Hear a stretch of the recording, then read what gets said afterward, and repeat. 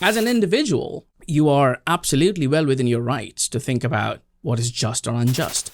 And you're well allowed to fight for it. There were people from the United States who went to the Spanish Republican Civil War and fought against the Nazis. By all means, do that. But the moment you're leading a state, there is a greater ethical consideration which is at play. Like, there are people, hundreds and thousands and millions of people under you, and their well-being and their safety is your prime concern. So you can't be bothered about what's happening and what's unjust in the world unless your interests are threatened. And that's one of the reasons why Morgenthau said that, the Second World War wasn't about, just power or liberty. It was fundamentally about the idea that we shouldn't let two great powers dominate Europe and Asia. Germany was committing crimes before US joined the fight. US didn't join the fight up until it was attacked, and that was the right thing to do.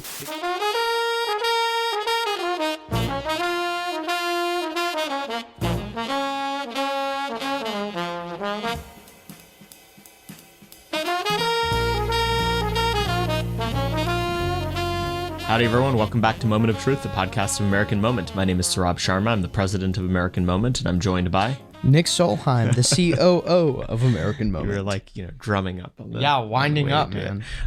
It's always the same. We have another fantastic episode for you guys today, a little bit more foreign policy for those of you who enjoyed the Elbridge Colby episode. But before I get to who we had on, as always, make sure you go to AmericanMoment.org. There you can find everything else that we have cooking as an organization, including upcoming events. We're hosting a bunch in the fall, I believe, as well as other programming that we're doing. And if you'd like to kick some cash our way, you're more than welcome to do that as well. This week we had on Sumantra Maitra, Dr. Sumantra Maitra, also known as Mr. Mitra on Twitter. Yes, I know it's confusing. Who's a National Security Fellow at the Center for the National Interest here in DC, and a non-resident fellow at the James G. Martin Center, and an elected associate fellow at the Royal Historical Society in the United Kingdom, and most recently also a visiting fellow at the Center for Renewing America, our patriotic and hard-fighting friends over there, led by Russ Vogt. He's also senior contributor to the Federalist and the National Interest. He started his career as a journalist covering foreign affairs for over 10 years, written for the Spectator, Telegraph, Washington Examiner, Quillette, National Review, etc. And then his academic essays after he got his PhD have been published in the Canadian Military Journal, the Center for Land Warfare Studies Journal, Political Studies Review, International Affairs, and others. He got his MA in distinction with distinction grade from SMU India, as well as a Master of International Relations from the University of Otago, New Zealand, with distinctions in international politics and global trade, where he was awarded a coursework master's scholarship. He completed his PhD in international relations at the University of Nottingham, UK, with a Vice Chancellor scholarship in research excellence, and his expertise is in great power politics, political theory, cultural dynamics shaping foreign policy, realism, conservatism, reactionary social trends, grand strategy, and naval strategy, and specifically, he had a lot of trouble getting his PhD funded initially because he wanted to study great power relations and Russia. And now he's in very hot demand because turns out that these problems don't go away. We had a fantastic episode talking about everything Ukraine, but also how to think about realism more broadly. Nick, what'd you think about all that? Well, it's funny because, we always joke about when people talk about Putin, they say Putin. And he does that. He does that too. But yeah, it's because he's not from here. He has an English accent, as you will quickly discover. Yeah. It's great to listen to. I think it'll make for good podcasting, better than us Yankee sounding folks. Yeah, it was a great. I always love the ones where we can talk about deep history stuff. I nerd out over that. So we got to talk a little bit about... We did stop him from going all the way back to Thucydides to talk about realism. Yes, we did. we did stop that. But yeah, the history of Russia and Ukraine, which is very interesting. You see a lot of... What is it? We've termed it misinformation about that these days. So talked a lot about that. Ukraine was actually the first country to ever exist. It's the most sacrosanct. Yeah, actually, Adam and Eve, Ukrainians. That's why we're all Ukrainians now. So true. True. No, it was a lot of fun. The guys got jokes. We ought to have them back on. It was a great episode. We will. So we'll go now to Dr. Sumantra Maitra. Howdy, Dr. Mitra. Thank you for coming on the show. Thank you. We always like to hear about how people got to the point where they're doing what they are today. You have a very interesting background that spans continents. Tell us the tale. How did you end up here, Bay of neocons? Well, I mean, where do I start? I was born to honest parents in Calcutta. But I was a journalist essentially before I delved into academia. I was working as a foreign correspondent, and then I had a scholarship in New Zealand in Otago University, which is New Zealand's top research university, and they said that you can do a course here and then you can teach. So I thought that would be an interesting time.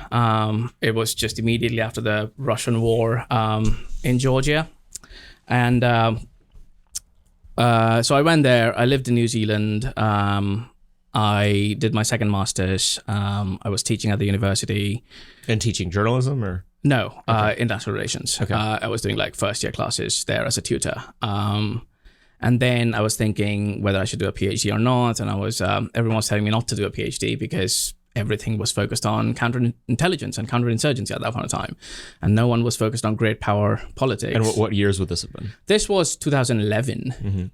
So you can imagine like peak Obama era. So you saw that like world events caused pressures in the career pipeline for people involved in foreign policy, like in terms of just what people were studying. There were situations where you would have been actively dissuaded from getting a scholarship because the worldview was that things have changed. It's not going to be the way it's anymore. So if you're studying on amoral realism, where power is what matters and nothing else, you would be considered a dinosaur from a previous era.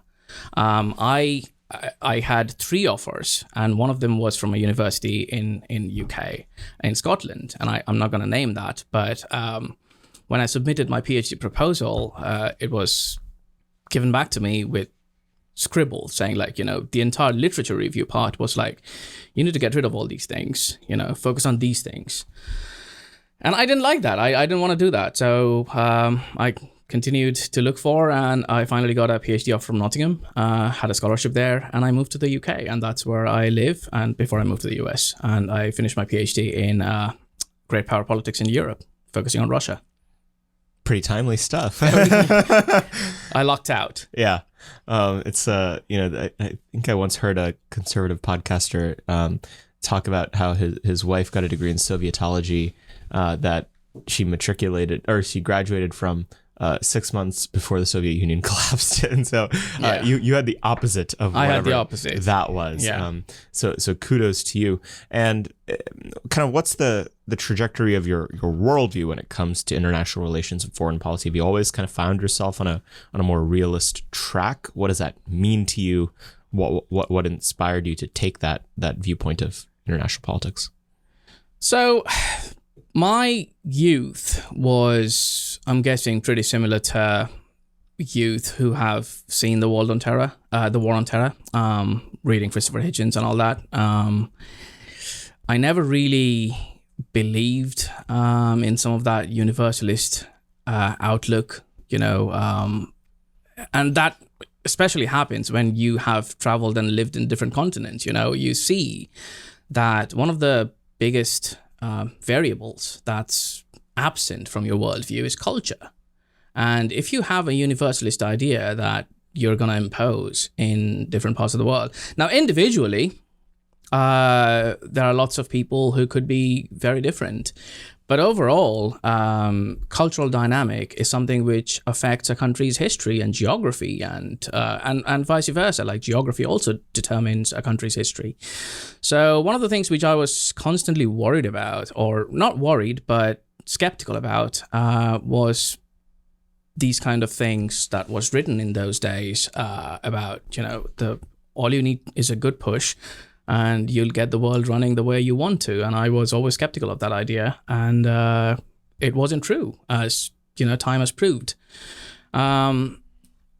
You would still probably find, even though they're like really terrible student era writings, like some of my articles opposing the Libyan intervention in 2011 in Washington Examiner's website, because I was blogging for them at that point of time to get some extra money.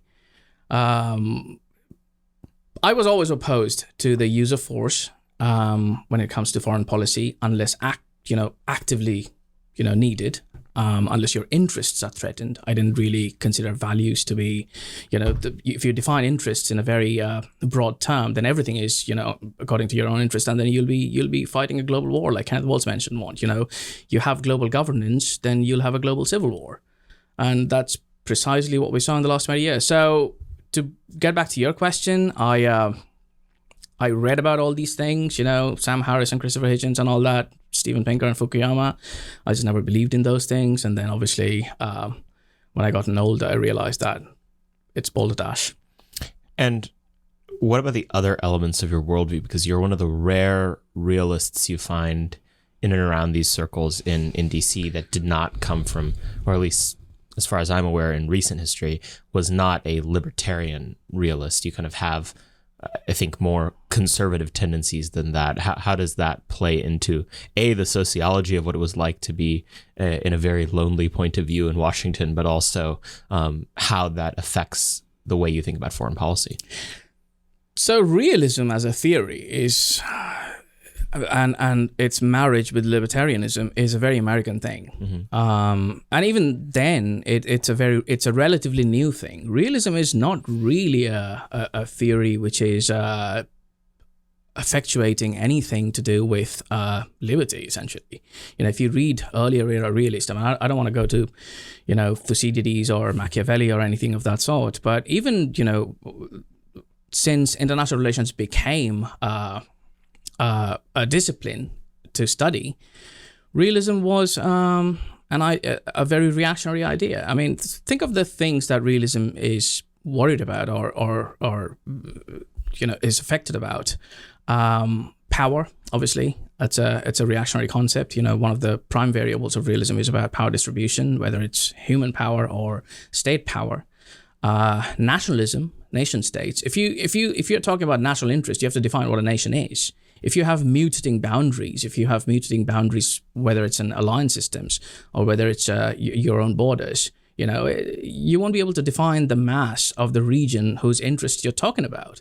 So it's fundamentally contradictory to think that anything can be tied up between an idea which talks about hierarchy and power and national interest and immorality, essentially. Not, one of the greatest quotes by Morgenthau, I'm sure you guys always, read in whoever is studying international relations, is, an individual can say that fiat justitia periat mundus, the world might perish, but, a justice should be done.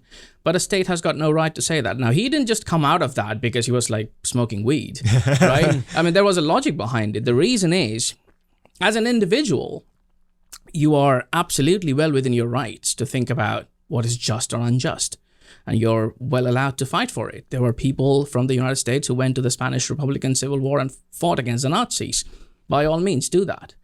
But the moment you're leading a state, there is a greater ethical consideration which is at play. Like, there are people, hundreds and thousands and millions of people under you, and their well-being and their safety is your prime concern. So you can't be bothered about what's happening and what's unjust in the world unless your interests are threatened. And that's one of the reasons why Morgenthau said that, the Second World War wasn't about, just power or liberty. It was fundamentally about the idea that we shouldn't let two great powers dominate Europe and Asia.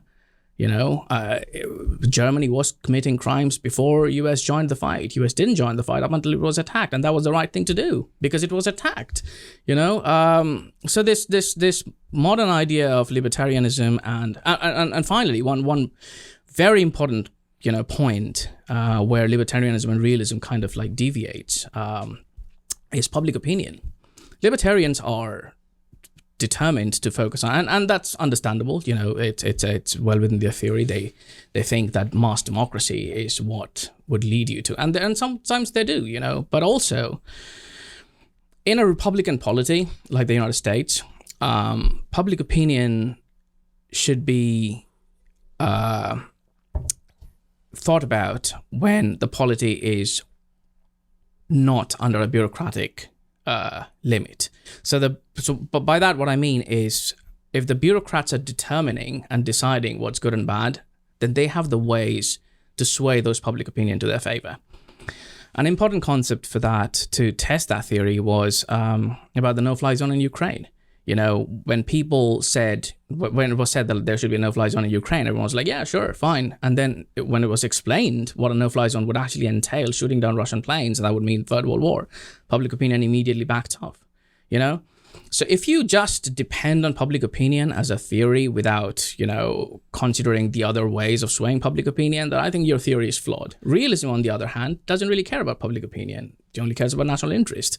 It doesn't really matter whether it's going to the Congress or whether the president is doing it. It's doing it what's good for its own country. And how to decide that? Here are the theories, and here are the ways to the variables that would help you. Do you want to get more involved with American Moment? Do you want to get off the couch and stop just watching a podcast about the issues you care about? Then you need to go to americanmoment.org/join. If you fill that form out, one of our team members will meet with you and we'll discuss how best to get you involved in politics and public policy here in DC.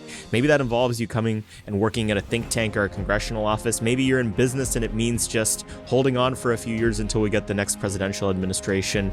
Maybe you're a very wealthy person who wants to give us a bunch of money. Either way, go to americanmoment.org/join to meet with a member of our team and get involved more substantively in trying to save this country. It's not enough to listen to podcasts. You actually have to do something.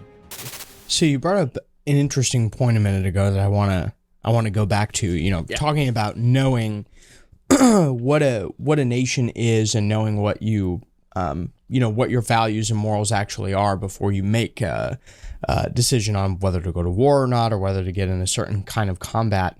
As you look over the last, you know, half a century, maybe a little more, do you think that some of the more misguided conflicts or interventions have been a result of America struggling with, you know, its own identity and what its values are post World War II? Yes.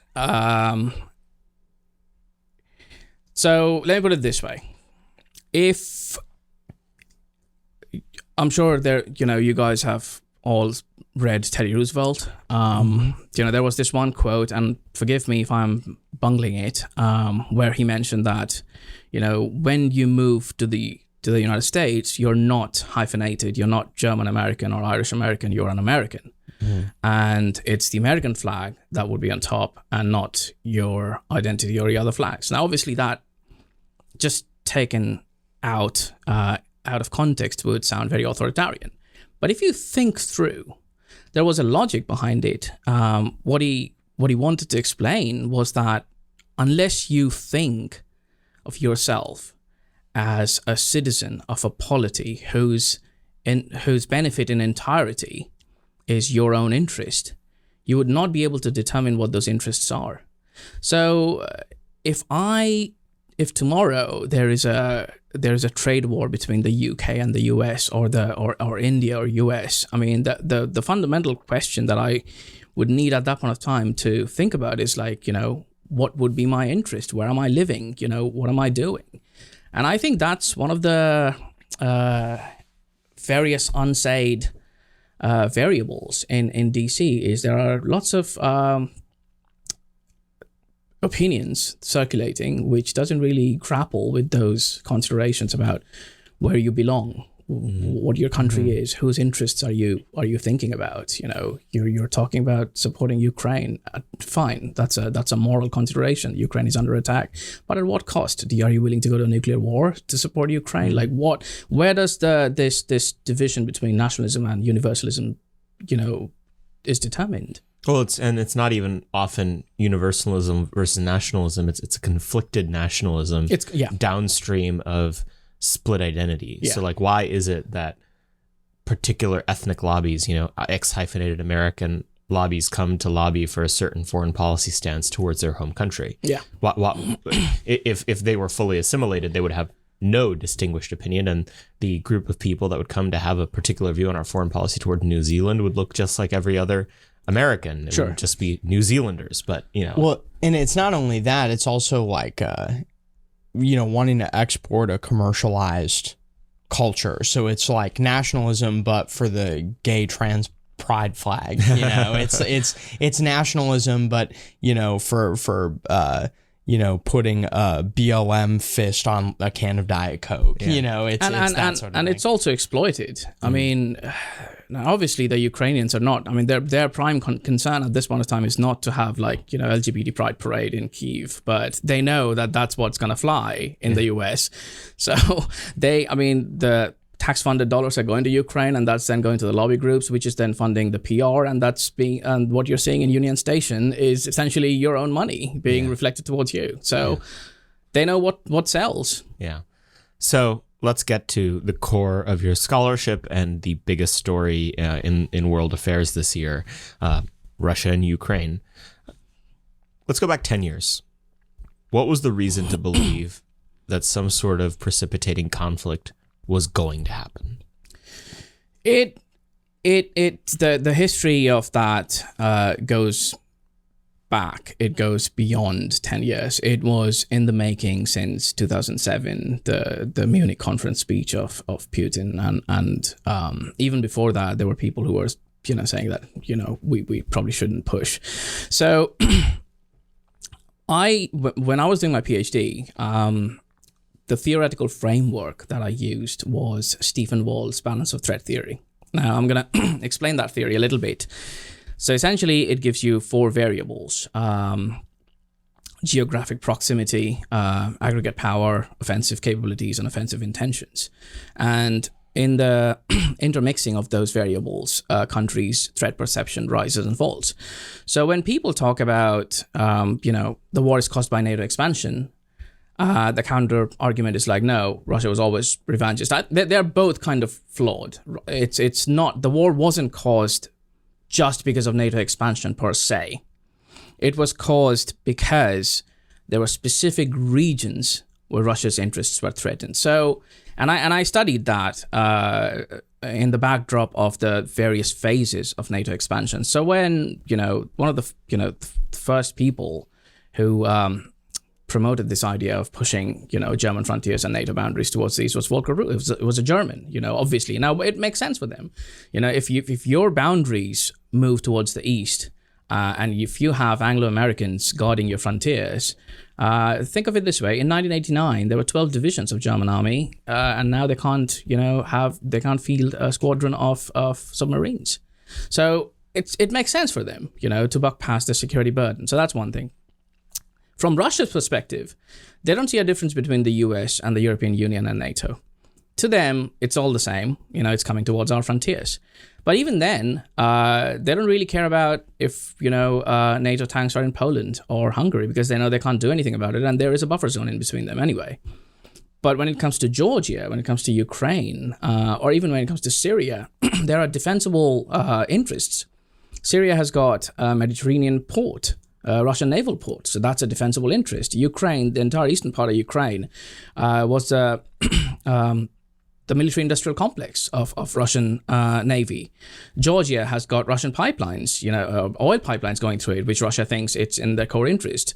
And obviously Abkhazia and all those places are defensible frontiers. If you think of a tank battle, you have to go through Abkhazia and South Ossetia. That's difficult for NATO tanks to do. So if they think... Can you just say what that is?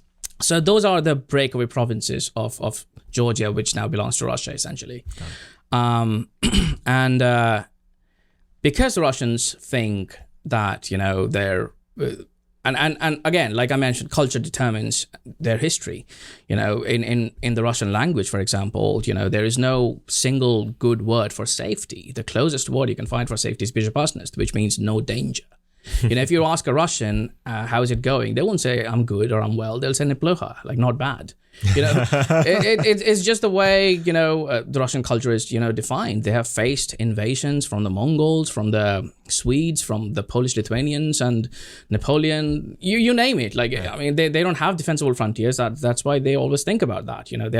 They're paranoid culture. They're worried about countries affected. Now, we might not think it that way. Obviously, NATO is not intending to attack Russia. We are not fools that we're going to go and conquer Russia.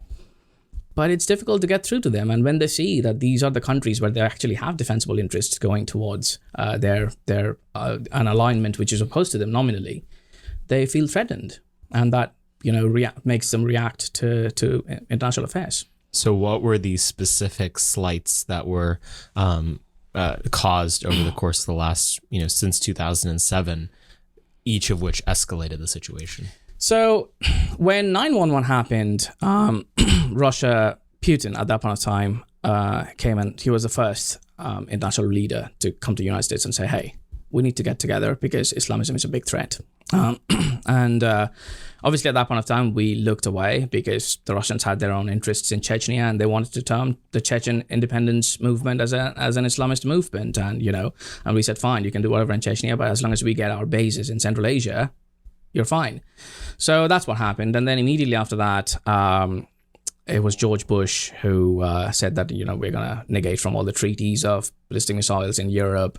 The Russians were kind of miffed at that point of time. And then we said that we're going to expand on NATO to your frontiers.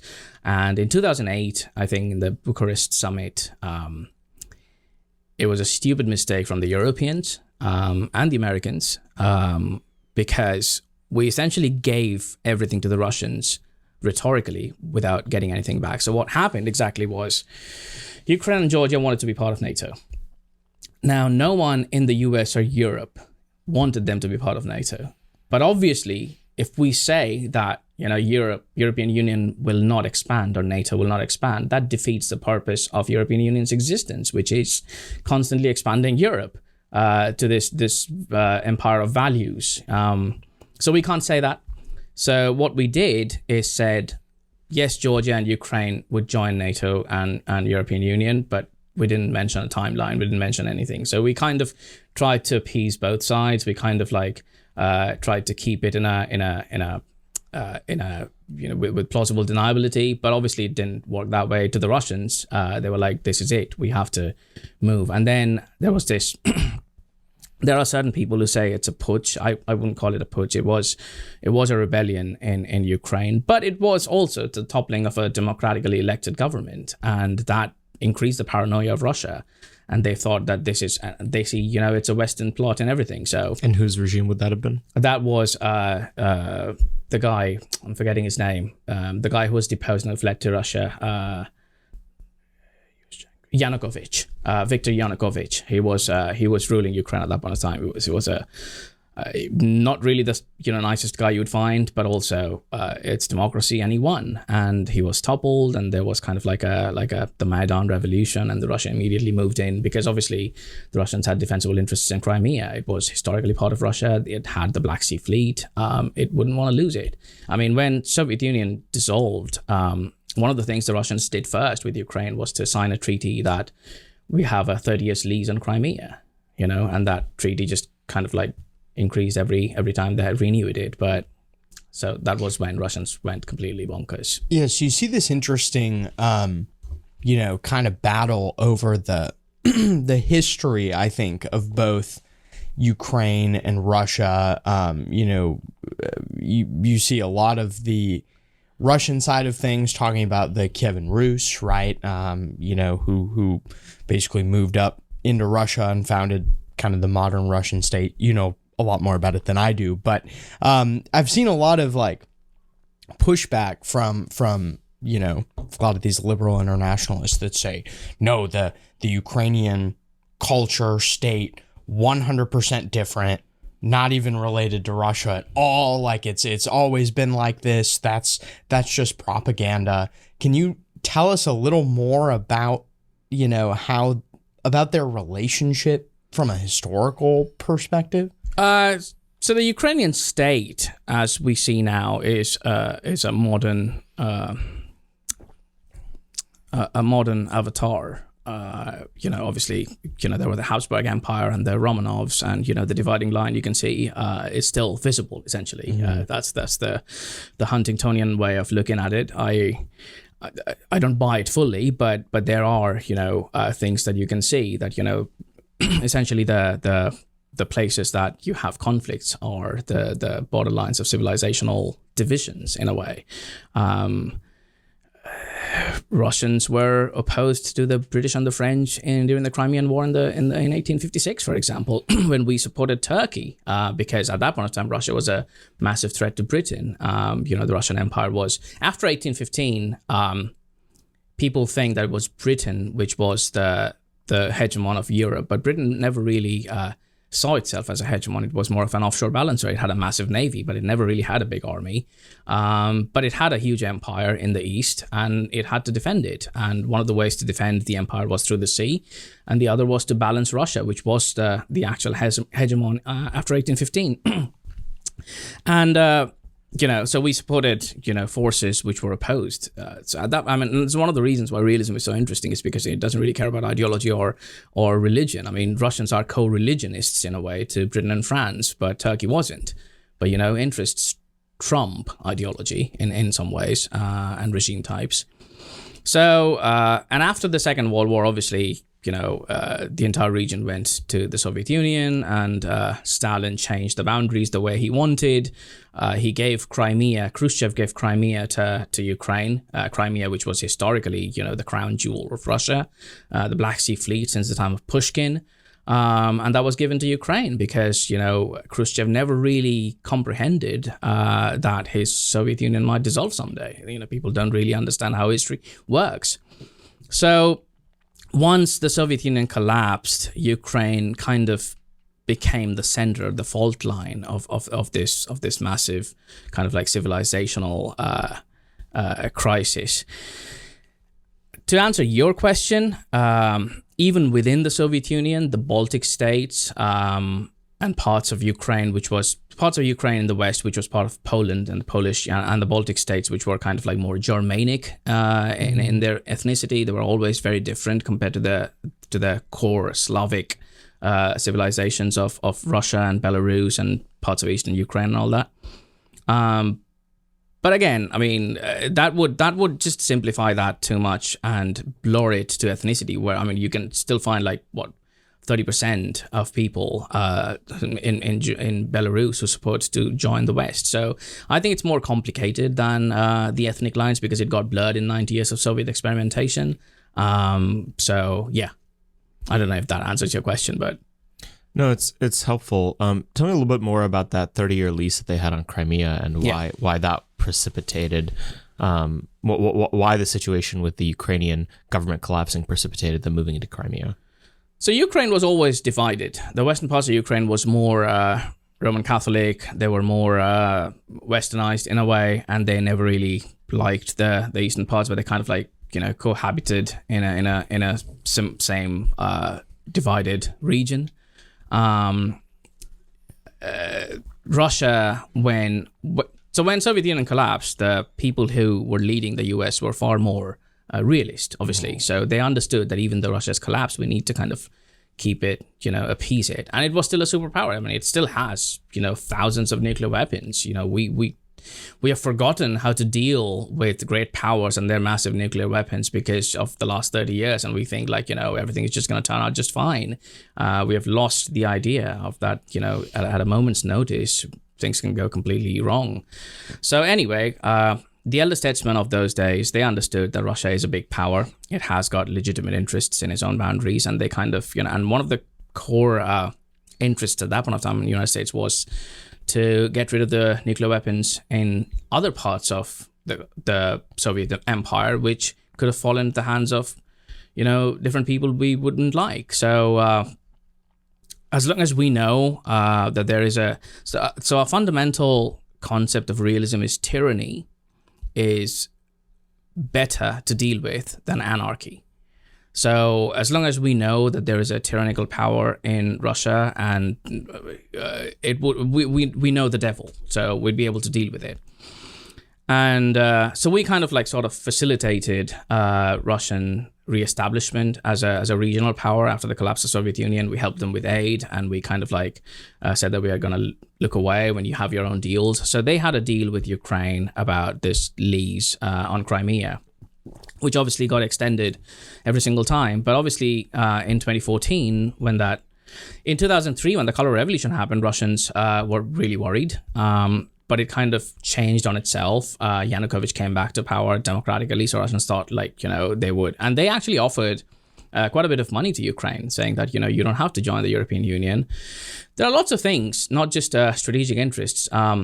If Ukraine joins the European Union, for example, there will be export checks on stuff that's coming from Russia. They won't be able to sell.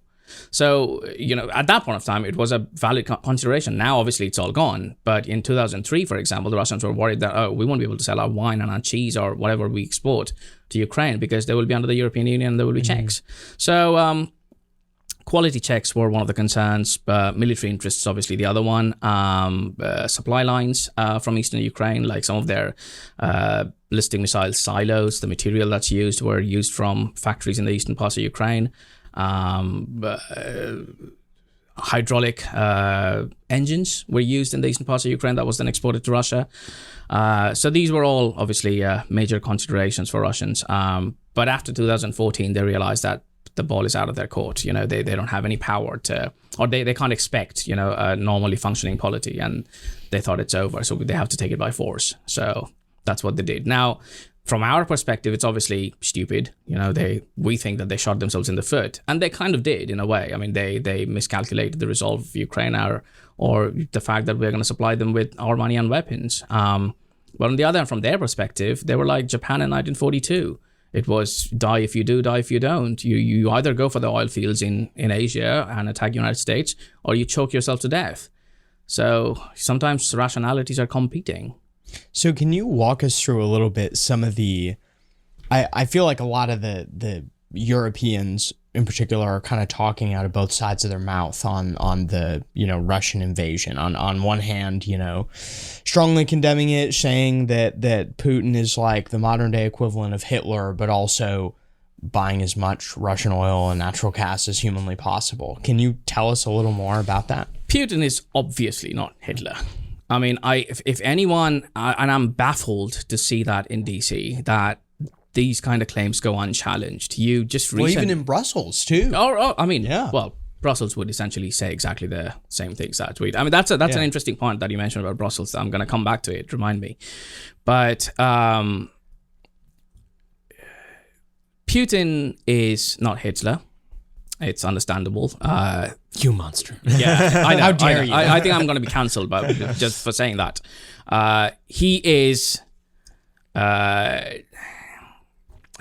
The model of Russia is more oligarchic than tyrannical. He has got control of the state apparatus, but he's no way. I mean, they couldn't even make people join in a conscription to their war. They haven't even declared a war. They have declared like a small military operation in eastern parts of Ukraine. That's hardly Third Reich material. Mm-hmm. They are bogged down, and obviously, threat perception is will plus capability. It's not, I mean, I can intend to be like, I can intend that I'm going to run 10 kilometers every morning and I'm going to be like James Bond, but I'm a short, podgy, nerdy guy. So, it doesn't really matter what I intend to do. It matters what I'm capable of doing. So Russians are not capable of conquering Kiev, much less, we're not going to see Russian tanks in the Polish meadows anytime, much less threaten the English Channel or the Atlantic, which was the consideration for US and Britain to stop Nazis. Was the entire European continent coming under one single hegemon would give them enormous amount of production capacities. That would be then a major challenge for any naval power, which was what UK and US was at that point of time, and even now. So yes, to answer your question in a very short, brief time, anyone who says that Putin is like Hitler or Russia is like the Third Reich, they're either lying and they know that they're lying and they're manipulating public opinion, or they're just incredibly dumb. So you choose whichever way you want to go, but I think those are the answers. The Brussels question is interesting. What the US did since the collapse of the Soviet Union was an attempt of institutionalizing peace in the European continent. This is very important. I was mentioning that in one of the seminars that you organized, Nick, the other day. The idea of the grand strategy of Britain and US has been historically to be an offshore balancer of Europe. Not let Europe fall under one single flag or army, because that would be a major problem for any naval power, and that's a valid concern. We might not like to think about it that way. They're kins, and we have family ties with Europe and trade. that doesn't really stop. I mean, tomorrow, if European Union turns to be a trade superpower, and if it says that, euro is going to be the global currency and not the dollar, the American dollar hegemony collapses. Are we going to fight with Europe? Are we going to bomb them? It might happen. I'm not saying it will, but it might. In international relations, you don't really trust other powers. You can't. But the difference between the British grand strategy and the American grand strategy in Europe is visible. Both the countries wanted to be the offshore balancer of Europe, but Britain was a more hands-off, way of dealing with it. So if anyone is fighting with the other power, we're going to help the third power. So we helped, Netherlands against Spain, France against Germany, Germany against France, and that kind of stuff.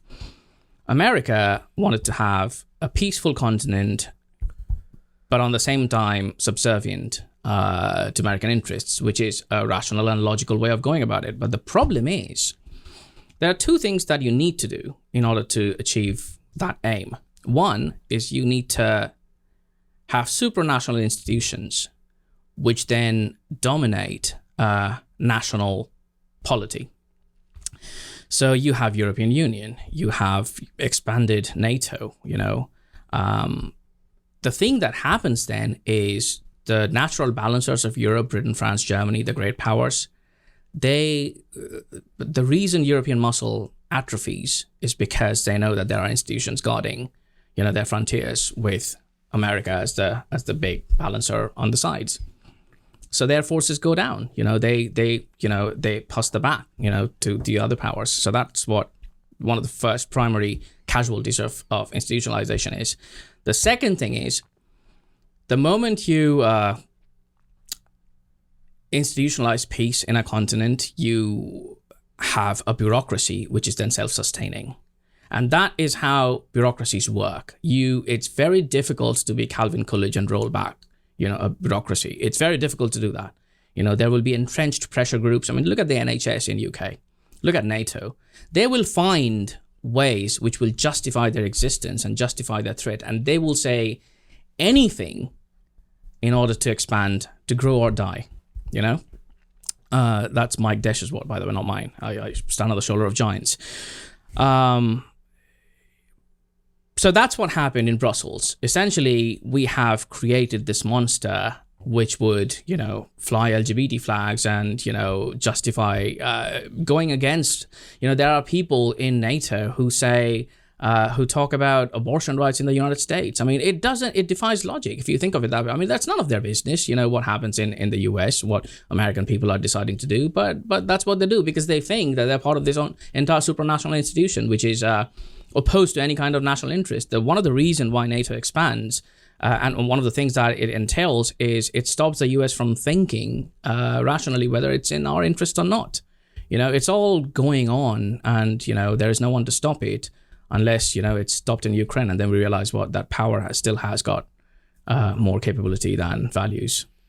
Taking as a given that it's not likely to go away, do you think that there is a role for NATO in the 21st century? That's my personal opinion, and my theoretical opinion might differ. I personally, at this point of time, think NATO should go away, and there should be divided alliance. I'm not opposed to alignments, but I just think the primary interest of US is safeguarding Asia Pacific and maybe Western Europe. Those were the strategic interests that the US, we need Germany, which is subdued in a way. We don't want a German Reich in the middle of Europe because Germany is the natural hegemon of Europe. And that's true. One of the reasons, the French premier who said that, we love Germany so much that we want it 3 times. So divided. It's true, because one of the biggest problem that happened since Bismarck united Germany was that Germany was too big for Europe and too small to control it. So, and that's something which we don't want again. So there is a valid interest in having to see at least a little bit of subdued Germany. Obviously, shouldering far more burden than it does now, but still, no way, trying to, when there was this saying, I think it was John Oliver, that when Europe goes far right, they go far right through Poland. So we don't want that to happen. The second thing we think is the Eastern Europeans obviously have a valid threat perception. I mean, that's understandable. But I also don't want to pay for them. You know, there are rich powers in Europe which should pay. And one of the reasons why they don't is because they know that when there is a fire, we're going to be there to break the glass. You know, President Trump's instinct was good about moving troops out of Germany, but he was then forced to put it in Poland. That defeats the purpose of it. If you're taking forces from one place and then moving it to their east, which is supposed to be in the middle of them and their biggest threats in Russia, why would they pay? Yeah. If you the want troops them, weren't in Germany because Germany was threatened. The Yeah. troops were in Germany to supply Eastern Europe. there you go. Yeah. So if we want to see the Western European rich powers pay for their own security or take more shoulder more burden, we need to come to an understanding with them that, look, we're going to move our troops. We're going to give you 10 years time. We're going to move our troops back. We're still going to be there. We're still going to be an offshore balancer. You'll still have the American nuclear umbrella because we don't want their fingers on the nuclear button. We'll still have like the largest navy, even though Britain and France are both, you know, naval powers. But overall, you need to have your own troops. You know, it should be German and Dutch troops based in eastern parts of Ukraine, in Latvia and Lithuania, not American troops. You know, it should be the Finnish reserve forces that we hear about so much.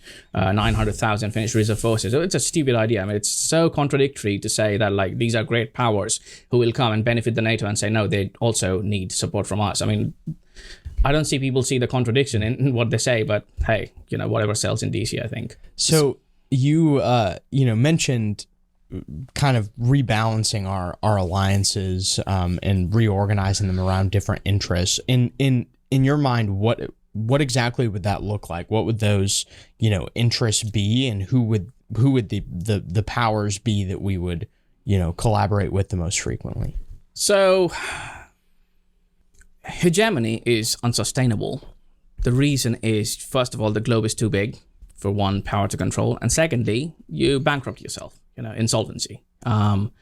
So that's why realism divides into regions and, you know, interests and regional interests and theaters. So from the American perspective, obviously, now realism as a theory will give you assumptions, and then you have to calculate based on your geographic location and all that and other factors. So the Estonian realism dictates that they want America to have all their troops based in their borders because they're a small power with 4,000 strong army. But obviously the American interest is different. So even though they are both realism, you know, their geographic locations is what determining their political calculations.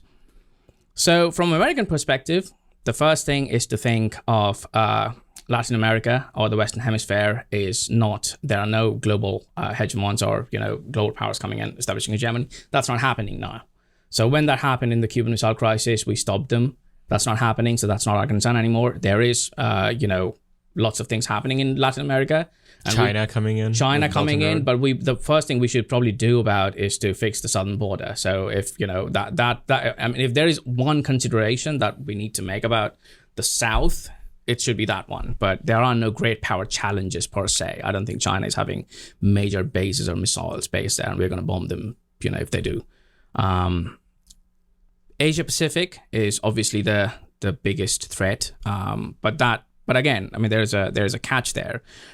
Yes, China is a major threat to the US national interest. The sheer size of China is unthinkable. I think people don't realize how big China is. You know, if you think of the Chinese manpower, it's more than the combined manpower of US, European Union, UK, Canada, Australia, and New Zealand. So it is huge. You know, the Chinese GDP percentage share with the US is more than any hegemonic threats the US has faced, including the Nazis, Imperial Japan, Soviet Union, Imperial Spain, and Imperial Germany. You know, the 5 hegemonic challenges that US has faced in history.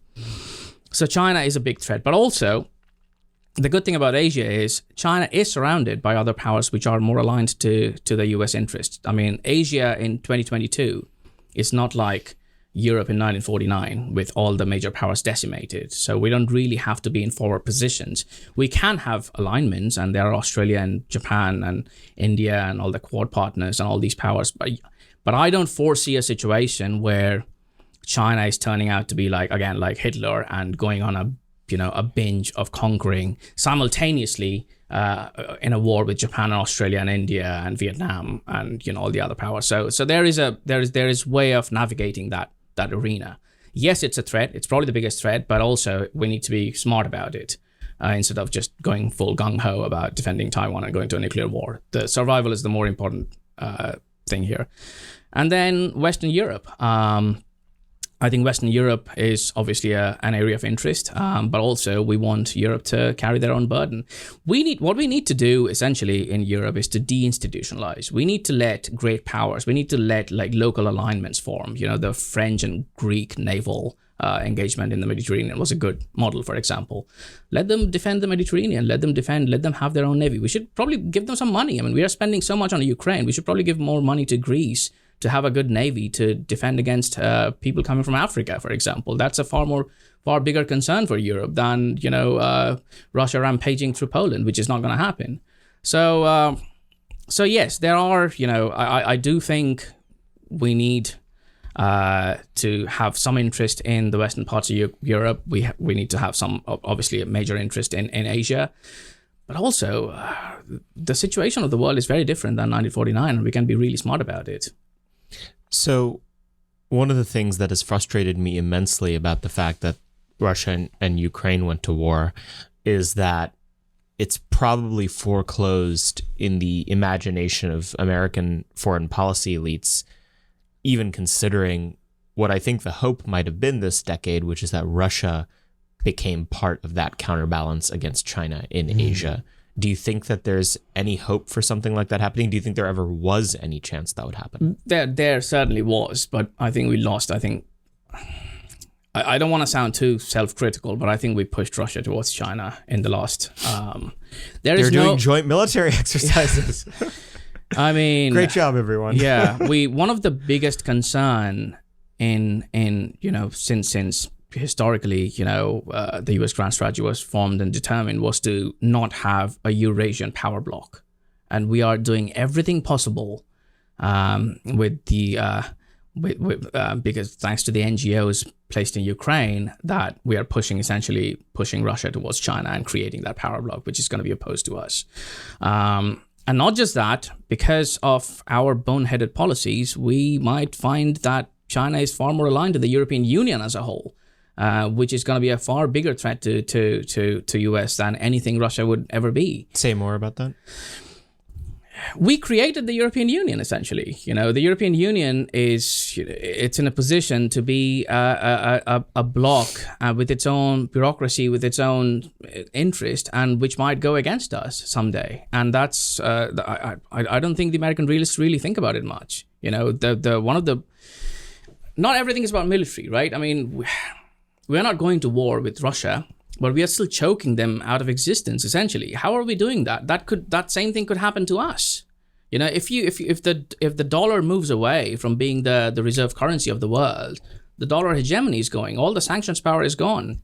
If we create this huge trading bloc in the Eurasian region, which then trades with Europe, which then sanctions American companies and just pushes them out of competition, it's going to be a major threat, So I think we are too narrowly focused on safeguarding Ukrainian borders and promoting liberal rights in Ukraine, and that's part of the reason why. That's partly because international relations has changed as a discipline in the last 20 years. Anyway, we think everything is about rights in different parts of the globe, and we don't really think much about interests. So I think it's dangerous. And to get back to the European point. The thing that bothers me the most, and I don't know why it doesn't bother more people in the US, is there is this toxic combination of sanctimony and demand from certain European sections. So on one hand, they are extremely sanctimonious about the decline of democracy and liberalism in US. Mm-hmm. But in the same breath, they are asking for more cash and more weapons. Yeah.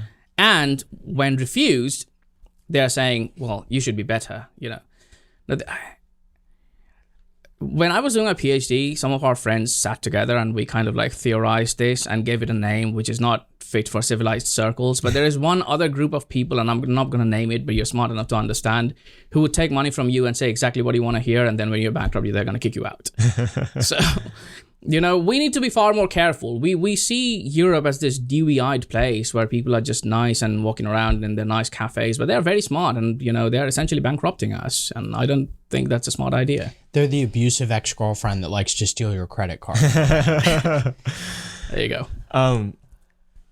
That's all extremely terrifying. I'm curious what you make of the Africa question of it all. I mean, Africa and South America, I think, are somewhat related questions when it comes to this. It's, these rapidly modernizing, industrializing second and third world countries. How do you think they play into the global power interplay in the Northern Hemisphere? So Africa there are three things in Africa which is happening. One, it's the youngest continent with massive manpower surge without jobs, and without jobs means they don't have good lives and they can't settle down, they can't have family, and that's going to affect everything that you see around you.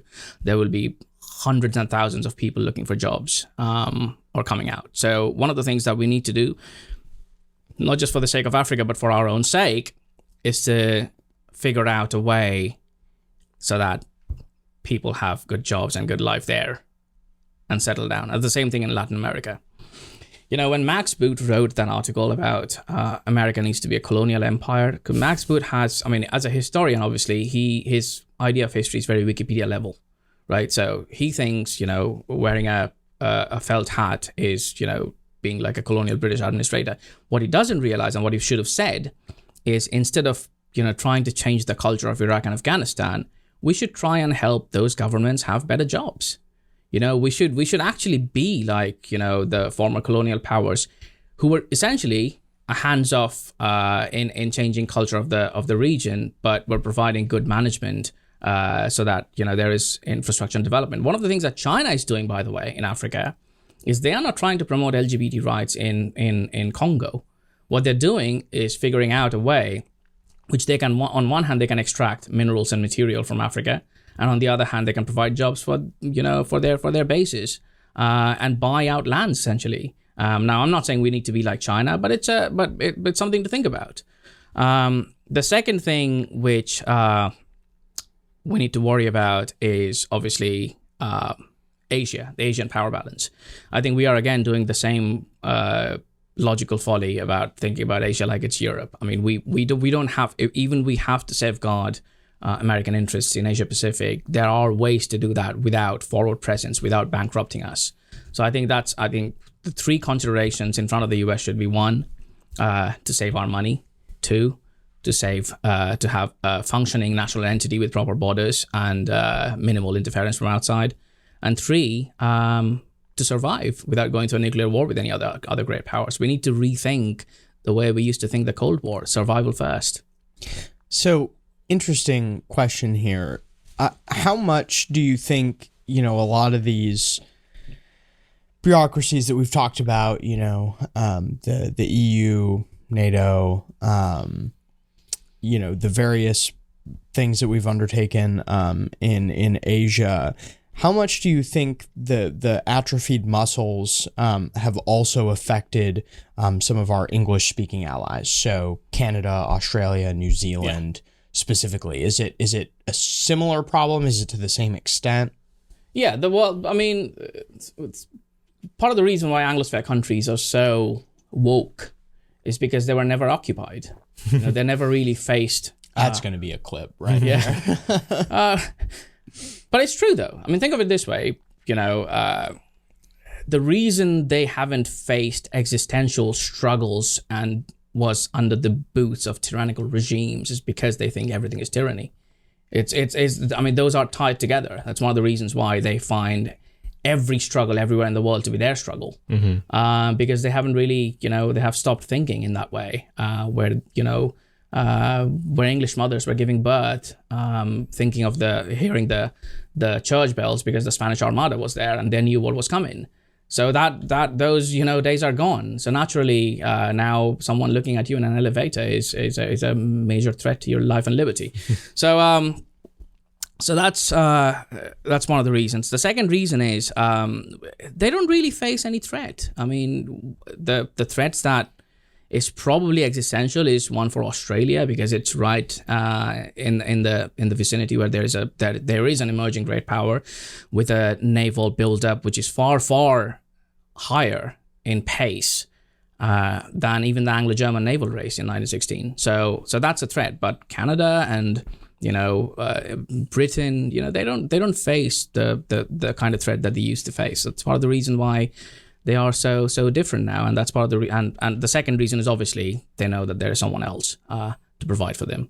It's a mutually understandable idea that they tell us good things and we give them money and we provide for their material, but we should just move away and say, like, hey, you're rich enough, figure it out yourself. I mean, if you want to build up your navy, stop funding the NHS. That's there was this chart that came out, I think, I can't remember, there was a certain amount of days spending of NHS is the equivalent of one aircraft carrier. So there's your money. Do it yourself. I want to ask you to prognosticate and perhaps play a little bit of armchair general. What do you think is likely to happen in Russia and Ukraine in terms of resolving the war? What do you think the worst case scenario is that's still within the realm of possibility? And what do you think, if you were, the commander in chief, the best case scenario for resolving the conflict would be? The worst case scenario, I'd start first, because I'm a realist and a pessimist, is obviously the extinction of human life in the planet. And that's well within the realm of possibility. We think of this way that we are just, we are going to bomb Russia and Russia is going to bomb us, but that's not how it works. There are small things that spark global wars. I mean, there's one of the things in international relations called chain ganging.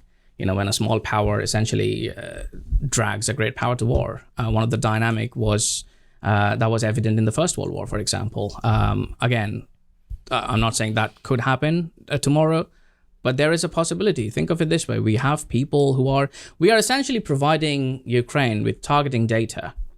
That's being a co-belligerent in according to the laws of war.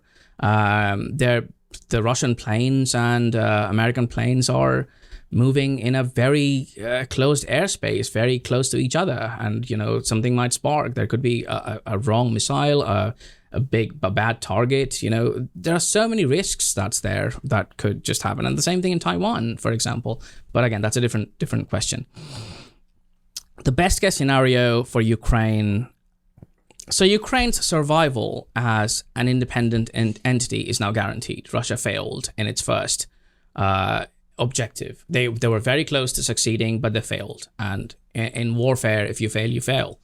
They couldn't control the airfield north of Kyiv during the early first phase of the war in February, and that kind of took away their idea of controlling Kyiv. And I think they miscalculated. I think the Germans and the French were right in their calculation when they said that Russia won't be able to. I mean, they didn't believe that Russia would go for an invasion because it had 90,000 troops, and you can't control a country the size of Ukraine with 90,000 troops. We couldn't control Iraq with 170,000 troops. So, there's your first question. The best case scenario at this point of time is, number one, I don't think any of the country is willing to stop the war because both think they could reach a favorable situation in the balance of power. I think the Russians know that they can wait us out because of the asymmetry of interest. We are not. I mean, if given a choice, we don't want to go to war with with Russia on Ukraine because we simply don't have the strategic and geographic interest in defending Ukraine. We have far more geographic interest in defending the English Channel than Ukraine. So that's one thing which the Russians know. The Ukrainians, on the other hand, know that they can just spend money on Vogue, and they're going to keep on getting military and manpower and money from the US. So they know that they can continue because as long as they're getting money, they're going to continue to fight. What's different, though, is one side of the belligerents is dependent on the generosity of foreign great powers, and that's Ukraine. So essentially, we have the leverage. And in my opinion, we should use that leverage to figure out a way to negotiate a settlement. Because at the end of the day, it's a stalemate. It's only going to continue. We can think of it in a more cynical way of continuing to bleed Russia. But think of the broader perspective. Russia is going to continue. We can't break Russia down. They're going to continue to trade with China. They're going to continue to trade with. They're even selling, oil to European Union. So Russia is not going to dissolve. It's going to remain there. We're just going to keep pushing it away towards China. We're going to create this Eurasian bloc. And on the other hand, there will be people dying. Now, realists obviously don't care about people dying, but it's a valid concern. There is no point in continuing a war which would lead to more human life loss. And the second thing is we are the ones who are paying for it. So, how long do you want to pay? 40 billion, 50 billion, 100? What's the stopping line? Someone needs to come and sit together and say like, hey, this is where we stop because we have other things to think about. We need to focus on China. We need to focus on the southern border. We need to focus on inflation. There are people in this country who are dying of drug abuse. We need to think about those people. We need to think about jobs. We need to think about the hundreds and thousands of people who are going to take our cities. Trump wanted 5 billion for the southern border. I don't think that would have been possible, but compare that amount to the ones that we are spending in Ukraine. Where is this money coming from? You're printing money during an inflation. Obviously, it would just increase inflation. So the best way out of it is a negotiated settlement with Ukraine as a buffer zone, neither part of Russian, sphere. Part of Russian sphere, but not part of Russia, but also not part of the European Union, kind of like a middle ground in between. I think one of the dangers that we are seeing these days is the collapse of neutral spaces. I think that's always dangerous in international relations. Like, even during the Second World War, we had Sweden and, all these powers in Switzerland. And, after the Second World War, we had Austria. I think neutral spaces are important. I think buffer zones are important. There's not just because they're defensible buffers, but also during a crisis, those are the places where people go and talk it out. Mm-hmm. The fact that Switzerland has broken its neutrality. Yeah. Finland, Sweden, Switzerland, we only have Austria in a way. And Vienna used to be during the Cold War, used to be the spy capital, essentially. That's where the people used to go and hash it out. We are just losing neutral spaces. So that's not a good thing. Well, of all these scenarios, what do you think is most likely to happen, given what you know about the American foreign policy ruling class? Well, I think things need to change. I think there is a hope that there's a hint of change that we are seeing. One of the things which I constantly mentioned to some of our colleagues on the left side of the realist spectrum is that realism will not come from the left. Because realism, again, this is to go back to the first question, realism is a theory which is reactionary by its very nature. You don't Liberals will not rest until the pride flag flies over Pyongyang, Tehran, and Beijing. They cannot. One of the things that Mitra wrote in his book is liberalism, the internal contradiction of liberalism is the fight between particularist ideas and universalism. Mm-hmm. And they will, if you think that every individual is equal and they have all their equal rights, that's one thing to think about. But the moment you start thinking that you have a need to ensure that they all have their rights in all over the globe, you are in for a global war. You have to fight in every corners of the globe for this mutating idea of rights. There are newer rights coming up every single day. If you have to ensure rights in the world, you have to constantly fight. That's not realism. Realism is about, having very narrow national interest. You have to be narrow in your idea of what constitutes your nation and what are the very specific defensible interests there. And then let people decide about other things. That's all your concern. So the hint of hope there is, all the people who are opposed to the constant Ukrainian aid are from the right. There are 57, I think, congressmen or senators who opposed the constant the money. It's not enough. There is still that edifice, which is kind of from the war on terror days, which it's a lot higher than it would have been pre 2015. A lot higher, and that's what that's the hope. That there is this ascending coalition who understands that, hey, I think we have done enough. We need to kind of step back and decide what's good for us rather than what's good for humanity. Yeah. Well, hopefully you're right. And we're certainly involved in that on a daily basis. Dr. Maitra, where can people keep up with everything that you're writing and working on and publishing on these issues? All over the internet. I usually tweet it out. I'm kind of like a notorious When it comes to tweeting, it's, I just can't stop. It's my drug. Yeah. But I like reading news and I tweet out my stuff. Yeah. And on Twitter, you are at Mr. Mitra. Mr. Mitra. Why Mr. not Doctor? Because I had it for a long time, and when I tried to change it, it was taken. So let it go. Mr. It is. All right. It is. Thank you for coming on our show. Thank you for for everything you having me. do. Thank you. Hopefully y'all don't get too used to mellifluous British accents here on this show. I'm sorry, what was that word? Mellifluous? I've been speaking the English language my whole life. Do not know that word. Yeah, Never heard of it. You're the one who reads the books. Turns out preparing for the SAT does have a purpose. Anyway, thank you guys for listening. As always, we have a bunch of content prepared for you for the rest of the year. I recently just built out the schedule through the very last episode of the year, and there's just a bunch of awesome stuff that we're putting on there. Yes. You see, go look at the whiteboard. I'm going to go back in the I'll look office at the today. whiteboard. Yeah. It's going to be great, and we're really looking forward to delivering strong content, capital C, registered trademark, to you guys for the rest of the year. If you could be so kind and rate and review this podcast 5 stars. I know I ask every week, but perhaps this week it will come into your heart to take a little bit of time and do it. Either that or we'll pull your IP address and I'm going to show up at your house. No, that will not happen. In fact, Mr. Feds, that is not occurring. Anyway, thank you guys as always for listening. Go to AmericanMoment.org to see everything else, and we will see you guys next week. Moment of Truth is an American Moment Studios production filmed at the Conservative Partnership Center. Our podcast is produced and edited by Jake Mercier and Jared Cummings. Our intro music is A Minor Struggle by Ryan Serenich. Don't forget to like and subscribe on all platforms, and you can go to AmericanMoment.org to learn more.